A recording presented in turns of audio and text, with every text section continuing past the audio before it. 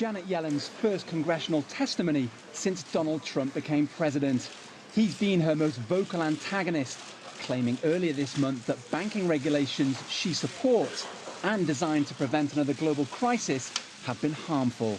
I have so many people, friends of mine, that have nice businesses. They can't borrow money. They just can't get any money because the banks just won't let them borrow because of the rules and regulations. But the head of the Federal Reserve showed up for this twice-yearly grilling from lawmakers, armed with figures to paint a different picture.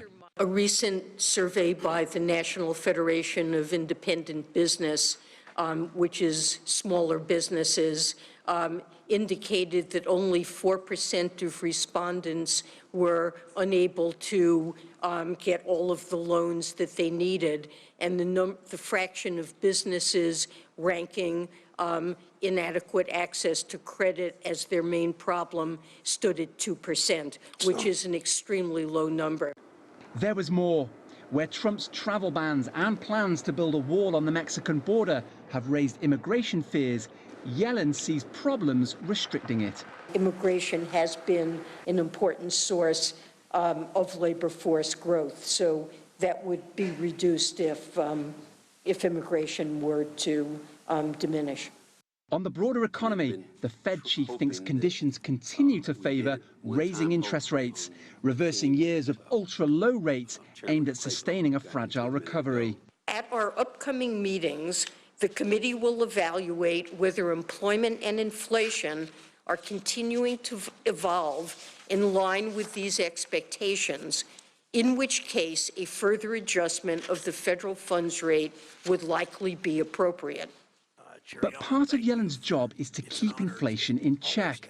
She hinted Trump's plans to stimulate the economy quickly with huge infrastructure spending and tax cuts may be risky. Of course, it is too early to know what policy changes will be put in place or how their economic effects will unfold. While it is not my intention to opine on specific tax or spending proposals, I would point to the importance of improving the pace of longer-run economic growth and raising American living standards with policies aimed at improving productivity.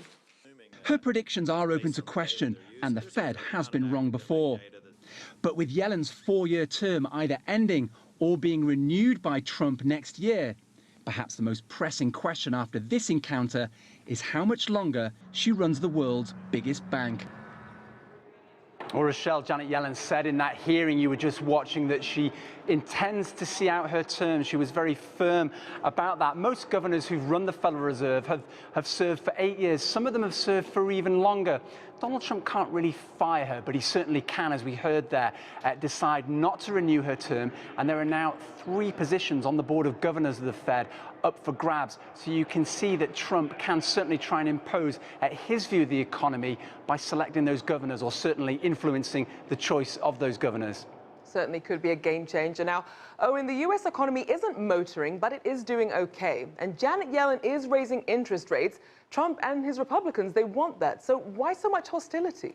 Well, quite simply, Rochelle, partly because the U.S. economy isn't motoring. Donald Trump wants growth of around 4%. The consensus is the U.S. economy simply won't reach anything like that, around half, around 2% or so.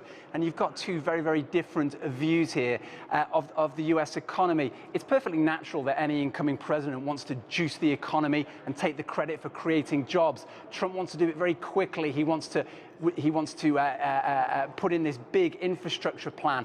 Janet Yellen is concerned that putting this amount of investment and money into the U.S. economy might pump up inflation too quickly. Remember, part of her job is to keep a lid on that inflation. We'll certainly see how that investment pays off. Thank you so much, Owen Fairclough, live from Capitol Hill.